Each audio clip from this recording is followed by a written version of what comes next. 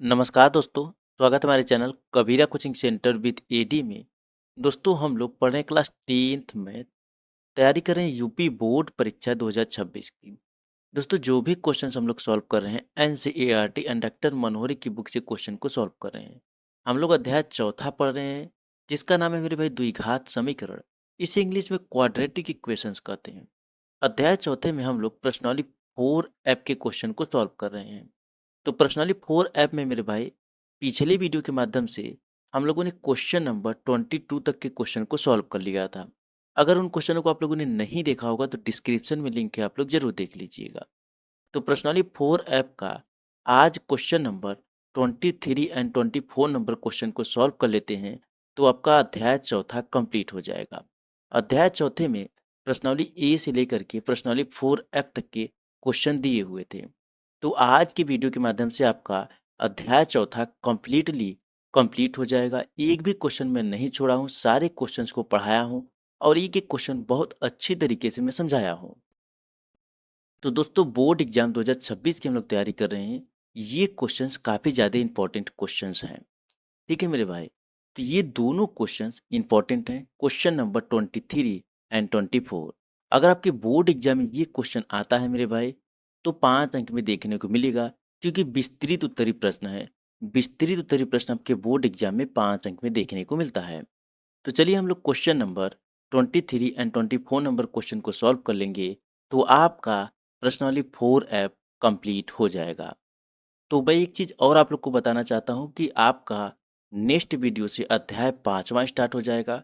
तो अध्याय 5वें में आप लोग थोड़ा बहुत जो उसका प्रस्तावना है और जो भी अध्याय मतलब प्रश्नावली 5A का जो भी एग्जाम्पल है उसको आप लोग ज़रूर लगा लीजिएगा, और अध्याय 5वें का प्रस्तावना बहुत अच्छी तरीके से पढ़ लीजिएगा, और थोड़ा बहुत जो भी क्वेश्चंस प्रश्नावली 5A का एग्जाम्पल है उन एग्जाम्पल को भी आप लोग सॉल्व कर लीजिएगा।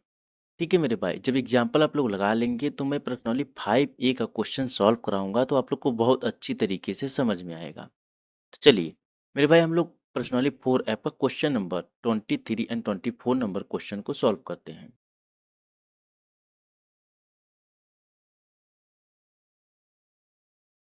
तो क्वेश्चन नंबर 23 क्या दिया हुआ है मेरे भाई?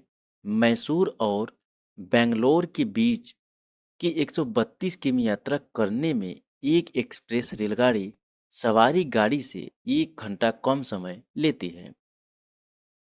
मध्य के स्टेशनों पर ठहरने का समय ध्यान में न लिया जाए, यदि एक्सप्रेस रेलगाड़ी की औसत चाल सवारी गाड़ी की औसत चाल से 11 किमी प्रति घंटा अधिक हो, तो दोनों रेलगाड़ी की औसत चाल ज्ञात कीजिए। अब देखिए मेरे भाई क्वेश्चन क्या बोल रहा है। मैसूर और बेंगलोर के बीच का जो डिस्टेंस है, जो दूरी है, 132 किलोमीटर दूर है। ठीक है मेरे भाई। और दोनों डिस्टेंस के बीच दो रेलगाड़ियां चलती हैं, एक एक्सप्रेस रेलगाड़ी है और एक सवारी रेलगाड़ी है। तो सवारी रेलगाड़ी जो है मेरे भाई, वो 1 घंटा अधिक समय लेती है एक्सप्रेस रेलगाड़ी की तुलना में। जाहिर सी बात है मेरे भाई, जो सवारी गाड़ी है वो हर स्टेशन पर रुकते हुए जाएगी, और जो एक्सप्रेस रेलगाड़ी है वो बहुत ज़्यादा स्टेशन पे नहीं रुकती है, उसकी स्पीड काफ़ी फास्ट होती है, और वो हर स्टेशन पे नहीं रुकती है एक्सप्रेस रेलगाड़ी। तो अगर सवारी गाड़ी, यहाँ पे ऐसे समझिए, 5 घंटे में अगर सवारी गाड़ी पहुँचती है, 5 घंटे में अगर सवारी गाड़ी पहुँचती है मैसूर से बेंगलोर, ठीक है मेरे भाई, 5 घंटे में सवारी गाड़ी मैसूर से बेंगलोर पहुँचती है, तो 4 घंटे में ही एक्सप्रेस रेलगाड़ी मैसूर से बेंगलोर तक पहुँच जाएगी, क्योंकि यहाँ पर 1 घंटा कम समय लेती है एक्सप्रेस रेलगाड़ी। ठीक है मेरे भाई। चलिए, और आगे क्या बोला है? यदि एक्सप्रेस रेलगाड़ी की औसत चाल सवारी गाड़ी की औसत चाल से 11 किमी प्रति घंटा अधिक हो, तो दोनों रेलगाड़ी की औसत चाल ज्ञात कीजिए। तो चलिए मेरे भाई, हम लोगों ने इसको समझा, अब जाके हम लोग क्वेश्चन को सॉल्व करते हैं। चलिए, तो क्वेश्चन नंबर 23 हम लोग किस तरीके से सॉल्व करेंगे? यहाँ पर हम लोग को मानना होगा, माना रेलगाड़ी की औसत चाल बराबर यक्स किमी प्रति घंटा। तो यहाँ पर लिखेंगे माना, माना रेलगाड़ी की,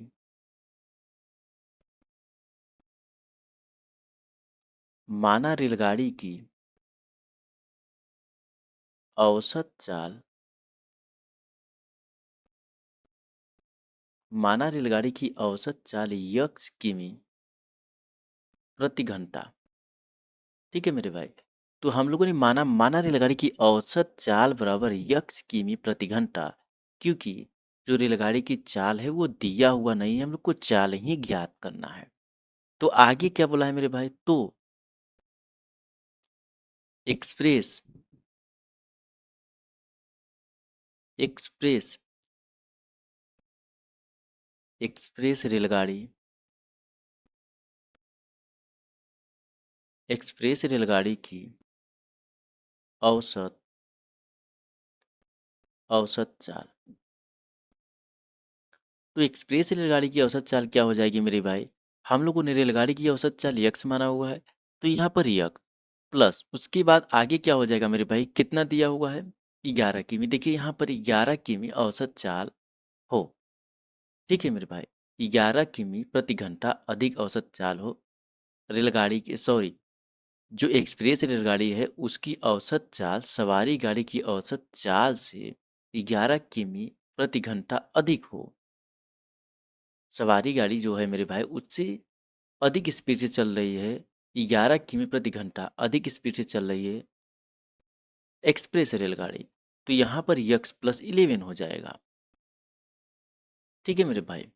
चलिए अब आगे हम लोग क्या करेंगे, देखिए मेरे भाई, यहाँ पर आगे हम लोग को क्या लिखना है, ये जो फार्मूला है समय का वो बाद में लगाएंगे, उसके बाद आगे हम लोग लिखेंगे जिस तरीके से हम लोगों ने इसको माना है, आगे हम लोग इसको सॉल्व करते हैं। अब देखिए मेरे भाई, यहाँ पर क्या लिखेंगे, सवारी, सवारी गाड़ी द्वारा, सवारी गाड़ी द्वारा लिया गया, लिया गया समय,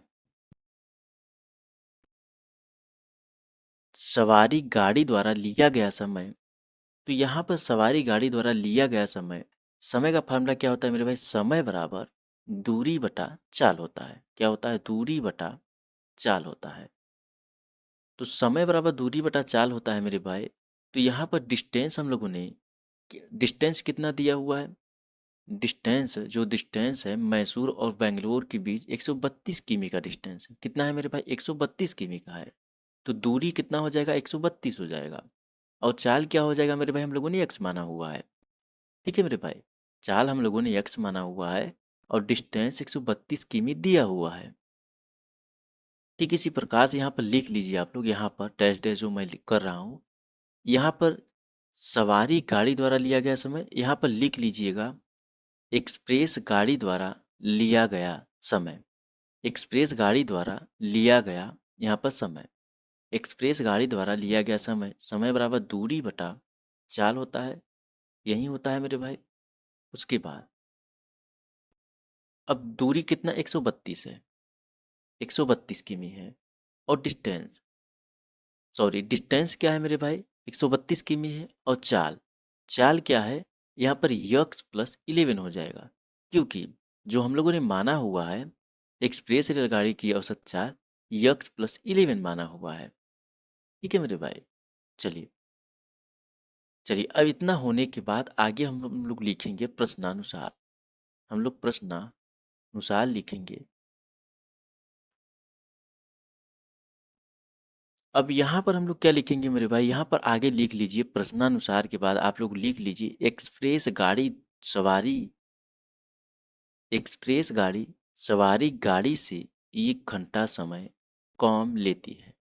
यहाँ पर लिख लीजिए एक्सप्रेस गाड़ी सवारी गाड़ी से 1 घंटा समय कम लेती है। यहाँ पर लिख लीजिए एक्सप्रेस गाड़ी सवारी गाड़ी से 1 घंटा समय कम लेती है।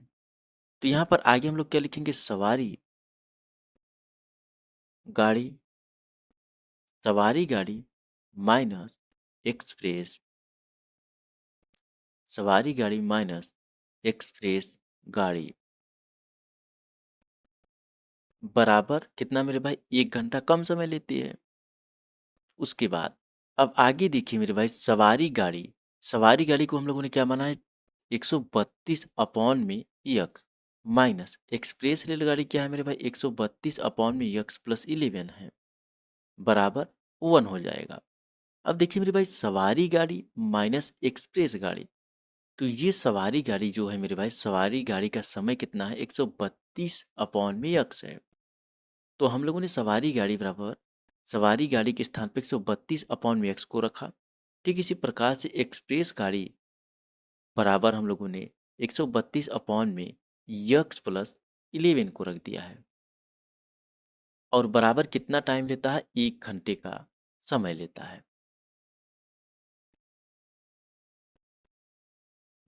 अब इतना होने के बाद इसको हम लोग सॉल्व करेंगे।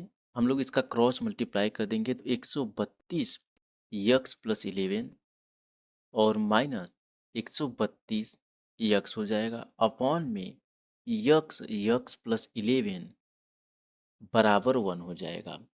इसको ठीक इसी प्रकार से सॉल्व करते हुए चलेंगे तो क्या हो जाएगा, 132 यक्स प्लस 132 का मल्टीप्लाई 11 में कर देंगे तो कितना आ जाएगा मेरे भाई,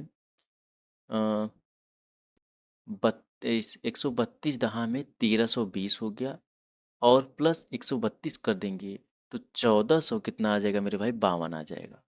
कितना मेरे भाई, 1452 आ जाएगा माइनस 132 यक्स अपॉन में यक्स स्क्वायर प्लस 11 यक्स बराबर 1 रहेगा। 132 को काट देंगे हम लोग। ठीक है मेरे भाई, 132 यक्स से 132 यक्स को काट देंगे तो बचेगा क्या, 1452 अपॉन में यक्स स्क्वायर प्लस 11 यक्स बराबर 1 बचेगा। ठीक है मेरे भाई, 1452 अपॉन में यक्स स्क्वायर प्लस 11 यक्स बराबर 1 बच जाएगा। अब अपॉन में 1 मान के क्रॉस मल्टीप्लाई कर देते हैं इसका। ठीक है मेरे भाई, अपॉन में 1 मान करके क्रॉस मल्टीप्लाई कर देते हैं तो 1452 बराबर यक्स स्क्वायर और प्लस 11 यक्स हो जाएगा। ठीक है मेरे भाई, तो यहाँ पर क्या हो जाएगा, 1452, ये जो यक्स स्क्वायर प्लस 11 एक्स है राइट साइड उसको लेफ्ट साइड लेकर चले आएंगे तो क्या हो जाएगा, x minus x square minus 11 x बराबर 0 हो जाएगा। ठीक है मेरे भाई, अब ये देखिए इसको हम लोग द्विघात समीकरण के रूप में लिखते हैं, तो जब इसको द्विघात समीकरण के रूप में लिखेंगे तो minus x square minus 11 x और प्लस 1452 बराबर 0 हो जाएगा। ठीक है मेरे भाई, अब देखिए इसको ब्रैकेट में कर लीजिए, ये जो माइनस है इसका मल्टीप्लाई अंदर कर देते हैं। जैसे ही माइनस का मल्टीप्लाई हम लोग अंदर कर देंगे तो क्या हो जाएगा, यक्स स्क्वायर प्लस 11 यक्स और माइनस 1452 बराबर 0 हो जाएगा। ठीक है मेरे भाई, 1452 बराबर 0 हो जाएगा। X square plus 11 x minus 1452 बराबर 0 हो जाएगा। अब इसका हम लोग गुणनखंड कर देते हैं मेरे भाई। इसका जब हम लोग गुणनखंड करेंगे तो क्या हो जाएगा, यक्स स्क्वायर प्लस यहाँ पर 44 माइनस 33, कितना हो जाएगा, 44 माइनस 33 माइनस 1452 बराबर 0 हो जाएगा। तो ये इसका गुणनखंड आप लोग कर लीजिएगा, मैं डायरेक्ट कर देता हूँ क्योंकि कई बार मैं इस चीज़ को बता चुका हूँ। ठीक है मेरे भाई, चलिए तो आगे क्या हो जाएगा, यक्स स्क्वायर प्लस यहाँ पर 44 यक्स, कितना हो जाएगा मेरे भाई, 44 यक्स हो जाएगा, 44 यक्स और माइनस 33 यक्स माइनस 1452 बराबर 0 हो जाएगा। एक चीज़ यहाँ पर छूट गया है, यहाँ पर लिख लीजिएगा आप लोग, क्या लिखना है आप लोग को, यहाँ पर यक्स माइनस 1452 कर लीजिएगा। यक्स छूटा हुआ था तो यक्स को लिख लीजिएगा आप लोग। तो इतना होने के बाद मेरे भाई अब हम लोग क्या करेंगे, यहाँ पर यक्स को कॉमन ले लेंगे तो क्या बचेगा, यक्स प्लस 44 बचेगा फर्स्ट ब्रैकेट में, सेकेंड ब्रैकेट में और माइनस 33 हो जाएगा, यक्स प्लस 44 हो जाएगा, तो बराबर 0 हो जाएगा। ठीक है मेरे भाई, चलिए इतना होने के बाद अब आगे कंटिन्यू इसको सॉल्व करते हैं हम लोग। कैसे करेंगे मेरे भाई, यहाँ पर फर्स्ट ब्रैकेट को यक्स प्लस 44 लिखेंगे और सेकेंड ब्रैकेट में यक्स माइनस 33 लिखेंगे, बराबर 0 हो जाएगा। अब इसको हम लोग फर्स्ट ब्रैकेट को सॉल्व करेंगे, उसके बाद सेकेंड ब्रैकेट को सॉल्व करेंगे। तो यहाँ पर लिखेंगे यदि यक्स प्लस 44 यक्स प्लस 44 बराबर 0 है तो यक्स बराबर -44 हो जाएगा। कितना हो जाएगा मेरे भाई? -44 हो जाएगा। ठीक इसी प्रकार से दूसरे ब्रैकेट को सॉल्व करेंगे। यदि यक्स माइनस 33 बराबर 0 है तो यक्स बराबर 33 हो जाएगा। ठीक है मेरे भाई, यक्स बराबर कितना हो जाएगा? 33 हो जाएगा। अब देखिए माइनस वाले को नहीं लेंगे, प्लस वाले को लेंगे। तो माइनस वाले को नहीं लेंगे, यानी यक्स बराबर -44 जो है इसको नहीं लेंगे, यक्स बराबर जो 33 है उसको लेंगे। ऐसा क्यों है मेरे भाई, क्यों नहीं लेंगे? क्योंकि जो चाल होगी वो ऋणात्मक नहीं होगी, धनात्मक ही होगी।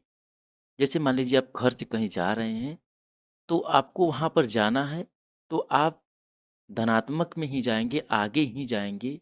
अगर मान लीजिए घर से कोचिंग के लिए जा रहे हैं, तो आप आगे ही जाएंगे, पीछे नहीं जाएंगे।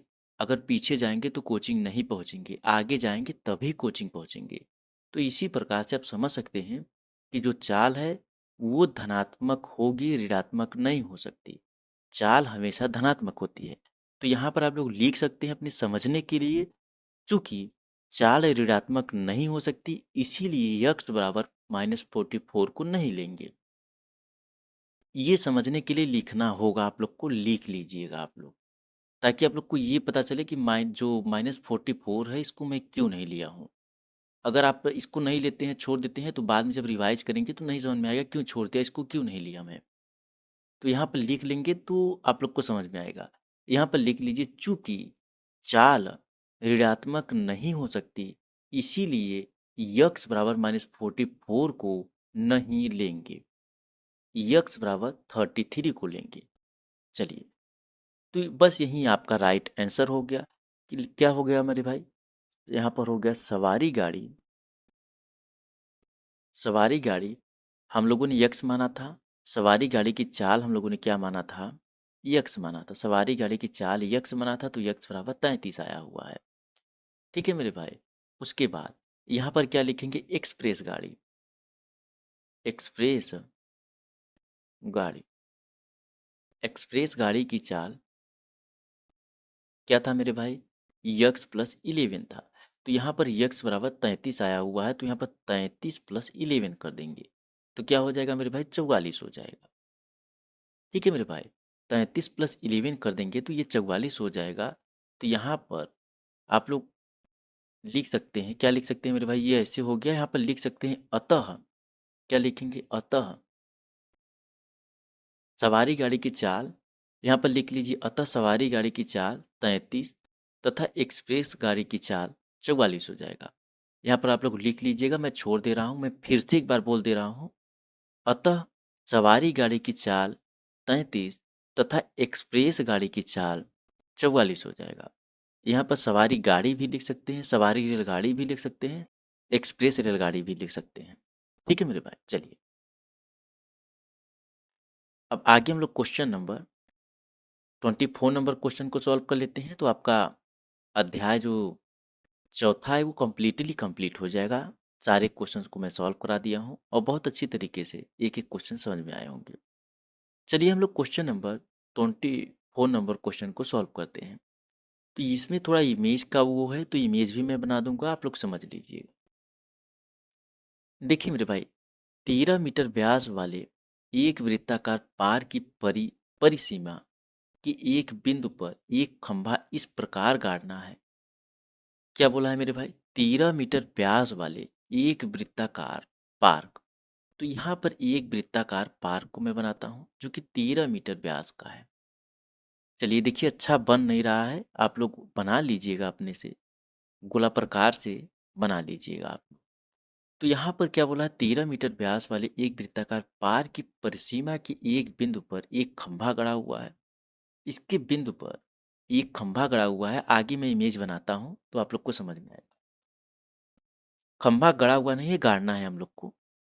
इस प्रकार गाड़ना है कि इस पार के एक व्यास के दोनों अंत बिंदुओं पर बने फाटकों ए और बी से खंभे की दूरियों का अंतर 7 मीटर हो।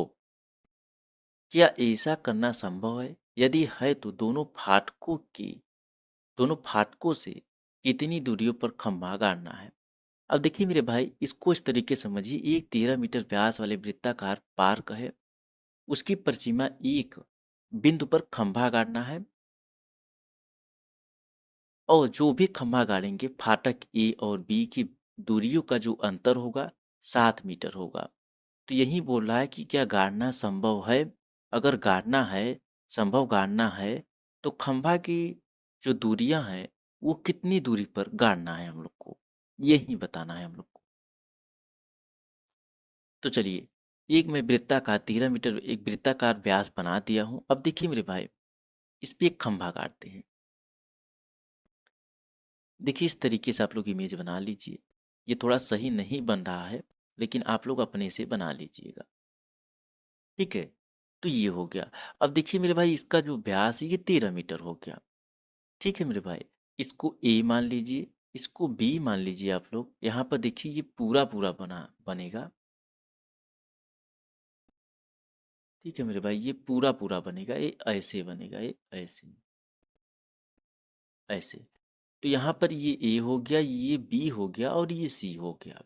तो 13 मीटर व्यास हो गया। और आगे क्या बोला है मेरे भाई? चलिए, इतना हम लोग इसको बना दिए हैं। अब इसको थोड़ा बहुत सॉल्व कर लेते हैं, उसके बाद मैं आगे इमेज को बनाऊंगा। मतलब इमेज बन चुका है। ये जो है, इसको बनाना है हम लोग को। तो इतना हो गया। अब हम लोग मानेंगे, माना वृत्ताकार पार्क का व्यास जो है, क्या मानेंगे मेरे भाई? माना, यहाँ पर हल लिख लीजिए, हल। माना वृत्ताकार माना वृत्ताकार पार्क का माना वृत्ताकार पार्क का व्यास कितना है मेरे भाई?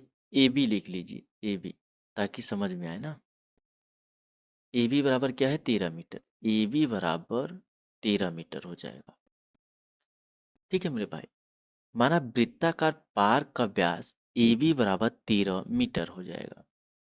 उसके बाद आगे हम लोग क्या मानेंगे? माना परिसीमा पर स्थित खंभे की बिंदु, क्या मानेंगे मेरे भाई? माना परि माना परिसीमा माना परिसीमा पर स्थित माना परिसीमा पर स्थित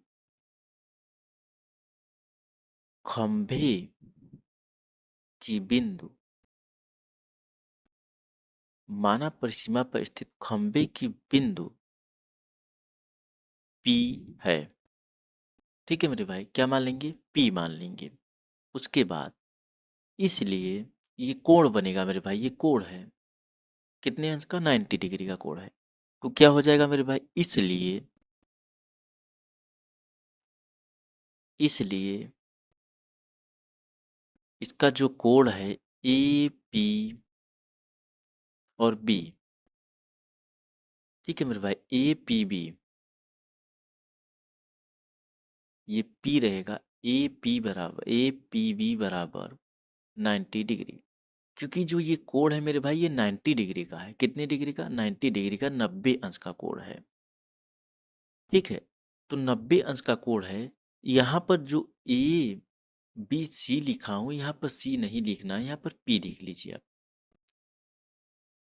यहाँ पर पी लिख लीजिए, क्योंकि परपेंडिकुलर, लंबवत। तो इतना हो गया।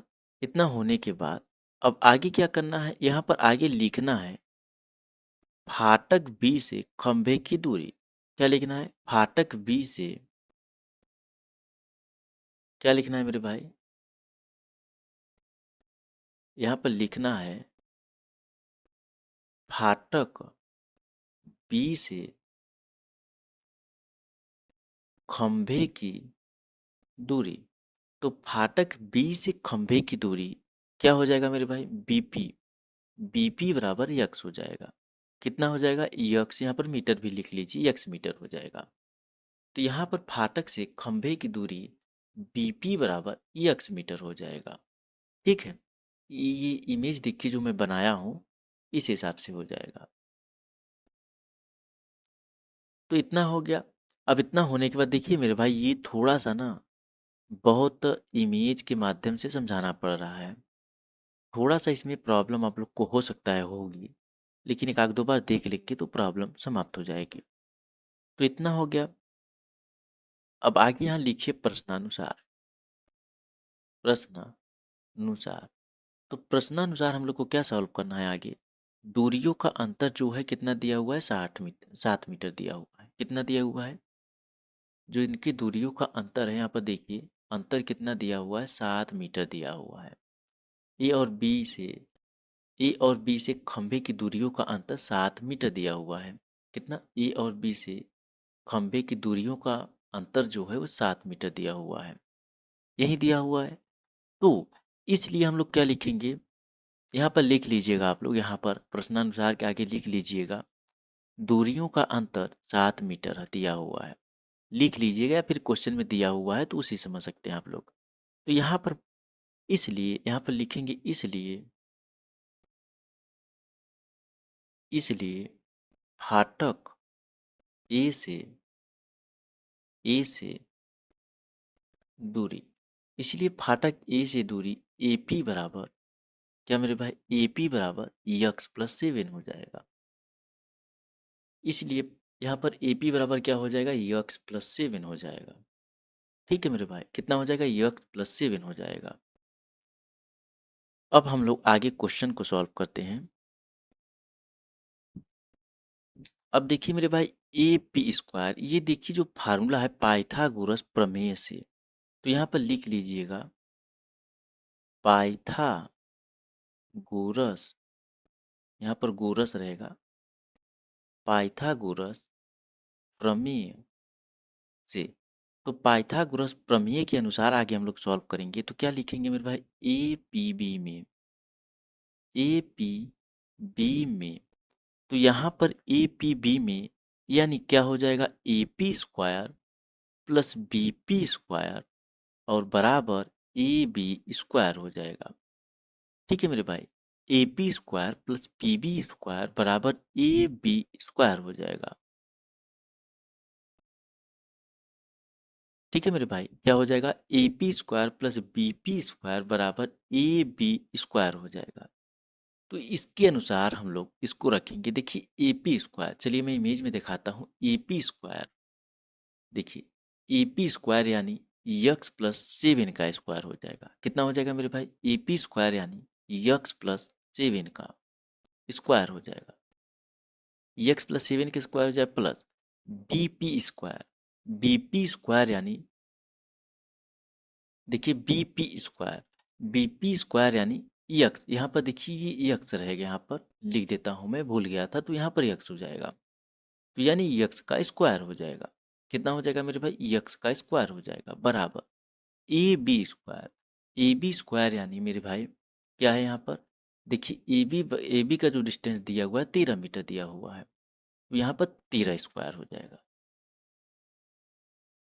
अब इसको सॉल्व कर लेंगे तो आपका राइट आंसर आ जाएगा। तो थोड़ा सा इसको बनाने में थोड़ा प्रॉब्लम लगेगा आप लोग को, लेकिन जैसे ही धीरे धीरे सॉल्व कर लेंगे तो समझ में आ जाएगा।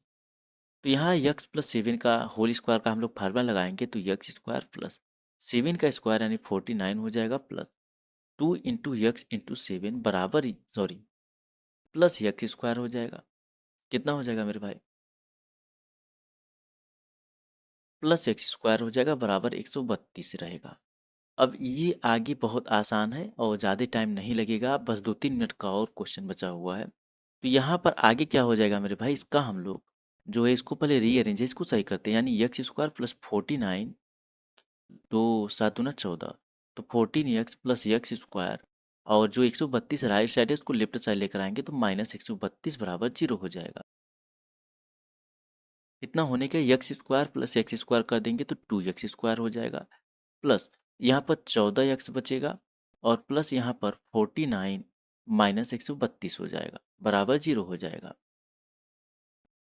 अब मेरे भाई 2x² प्लस 14x माइनस यहाँ पर 49 में से 132 को हम लोग माइनस कर देंगे, तो 49 में से 132 को हम लोग माइनस कर देंगे मेरे भाई, कितना मेरे भाई? 1 मिनट, यहाँ पर 132 नहीं रहेगा। हाँ, यहाँ पर मैं एक चीज़ गलत कर दिया हूँ, 132 नहीं रहेगा मेरे भाई।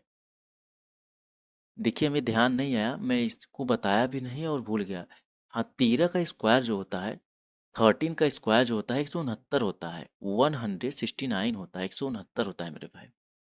ठीक है, कितना होता है? 169 होता है। तो इतना हो गया। तो यहाँ पर 49 में से हम लोग माइनस कर देंगे किसको? 169 को। तो यहाँ पर बचेगा कितना मेरे भाई? यहाँ पर बचेगा, कितना बचेगा? 169 में से 120 बच जाएगा और बराबर जीरो हो जाएगा। चलिए, इतना होने के बाद यहाँ पर 2 को हम लोग कॉमन ले लेंगे तो एक्स स्क्वायर प्लस यहाँ पर 7 एक्स हो जाएगा और माइनस 60 हो जाएगा, बराबर जीरो हो जाएगा। अब 2 जो है इसको राइट साइड भेज देंगे तो अपॉन में हो जाएगा, क्योंकि इनटू में है लेफ्ट साइड में, अपॉन में जाएगा तो ये डिवाइड हो जाएगा तो जीरो बचेगा। तो सिर्फ और सिर्फ x square plus 7 x minus 60 बराबर जीरो बचेगा। अब इसका हम लोग गुणनखंड कर देते हैं मेरे भाई, तो क्या हो जाएगा? एक्स स्क्वायर प्लस यहाँ पर आगे हम लोग क्या करेंगे? 12 - 5 कर देंगे, यानी 12 × 5 = 60 और 12 में से 5 को हम लोग माइनस कर देंगे तो 7 आ जाएगा। एक्स माइनस 60 बराबर जीरो हो जाएगा। इतना होने के बाद मेरे भाई एक्स स्क्वायर प्लस यहाँ पर 12 एक्स माइनस 5 एक्स माइनस 60 बराबर जीरो हो जाएगा। ठीक है मेरे भाई, इतना होने के बाद आगे एक्स को हम लोग कॉमन ले लेंगे तो एक्स प्लस 12 हो जाएगा और माइनस 5 एक्स प्लस 12 बराबर जीरो हो जाएगा। ठीक है मेरे भाई, तो फर्स्ट ब्रैकेट में एक्स प्लस 12 हो जाएगा और सेकेंड ब्रैकेट में एक्स माइनस 5 बराबर जीरो हो जाएगा। ठीक है मेरे भाई, तो इतना होने के बाद यहाँ पर देखिए पहले ब्रैकेट को हम लोग सॉल्व करेंगे, यहाँ पर बराबर में इरेज कर देता हूँ। पहले ब्रैकेट को हम लोग सॉल्व करेंगे, एक्स प्लस 12, यहाँ पर यदि भी लिख लीजिए आप लोग, यदि एक्स प्लस 12 बराबर जीरो है तो एक्स बराबर -12 हो जाएगा। ठीक है मेरे भाई, ठीक इसी प्रकार से दूसरे ब्रैकेट को लेंगे, यदि एक्स माइनस 5 बराबर जीरो है तो एक्स बराबर 5 हो जाएगा। तो ये जो एक्स बराबर -12 है इसको नहीं लेंगे, इसको छोड़ देते हैं, इसको लेंगे, एक्स बराबर 5 को लेंगे। ठीक है मेरे भाई, क्योंकि दूरी ऋणात्मक नहीं हो सकती, सेम पिछले वाले क्वेश्चन के हिसाब से समझ सकते हैं, दूरी ऋणात्मक नहीं हो सकती, धनात्मक ही होगी। तो एक्स बराबर -12 को नहीं लेंगे, एक्स बराबर 5 को लेंगे, क्योंकि एक्स बराबर -12 जो आया हुआ है वो ऋणात्मक है और एक्स बराबर जो 5 आया हुआ है वो धनात्मक है। तो एक्स बराबर हम लोग 5 को लेंगे। तो यहाँ पर लिखेंगे, इसलिए एक्स बराबर हम लोग 5 को लेंगे। तो यहाँ पर लिख देंगे, क्या लिखना है मेरे भाई? फाटक, फाटक बी से दूरी, यहाँ पर दूरी लिखना है मेरे भाई, फाटक बी से दूरी। तो फाटक बी से जो दूरी है मेरे भाई, फाटक बी से दूरी 5 मीटर हो जाएगा, 5 मीटर हो जाएगा। ठीक है, क्योंकि यक्स बराबर जो हम लोगों ने माना था, तो यक्स बराबर 5 आ जाएगा। उसके बाद फाटक बी से दूरी 5 मीटर हो जाएगा और फाटक ए से दूरी, फाटक ए से दूरी यहाँ पर लिख लीजिए, फाटक ए से दूरी हम लोगों ने क्या माना था? फाटक ए से दूरी हम लोगों ने क्या माना था? यक्स प्लस 11 दिया हुआ था, सॉरी यक्स प्लस 7 है ना, यक्स प्लस वो पिछला वाला क्वेश्चन याद कर रहा हूँ, यक्स प्लस यहाँ पर 7 रहेगा मेरे भाई, क्या रहेगा? 7। तो यक्स बराबर क्या? 5 आया हुआ है, पहला यक्स बराबर 5 आया हुआ है, तो ये यक्स के स्थान पे 5 रख देंगे, प्लस 7 कर देंगे, तो यहाँ पर 5 + 7 कर देंगे, 12 आ जाएगा, यानी 12 मीटर हो जाएगा। तो क्वेश्चन नंबर 44 का राइट आंसर यही हो गया मेरे भाई। और आप लोग ध्यान रखिएगा कि आपका अध्याय चौथा कंप्लीट हो गया है और आपका नेक्स्ट वीडियो से अध्याय 5वां मैं स्टार्ट करूंगा। तो अध्याय 5वें का आप लोग 5A का जो उदाहरण वाला क्वेश्चन है उन क्वेश्चनों को आप लोग जरूर लगाइएगा। ठीक है, मिलता हूँ फिर से एक नई वीडियो में मेरे भाई। धन्यवाद।